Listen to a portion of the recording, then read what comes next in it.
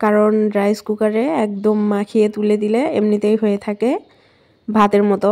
এটা খেলে পেটে তেমন সমস্যা হয় না।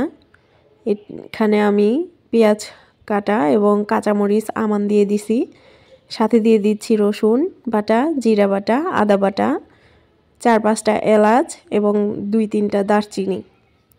এবার আমি লবণ এবং সয়াবিন তেল দিয়ে ভালোভাবে এই চাউলটাকে মাখাবো এবং কষলিয়ে মেখে নিয়ে এটাতে আমি পানি পরিমাণ মতো দিয়ে দিব।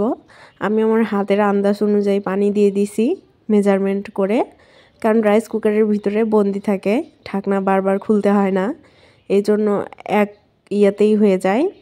তাই আমি অল্প সামান্য পরিমাণ পানি দিছি, দিয়ে এটা রাইস কুকারে উঠিয়ে দিলাম। এবার আমি কড়াই বসিয়ে দিছি, পেঁয়াজটা লাল লাল করে ভেজে নিব মুরগির মাংস রান্নার জন্য। এবং এটা লাল হয়ে আসলে আমি এখানে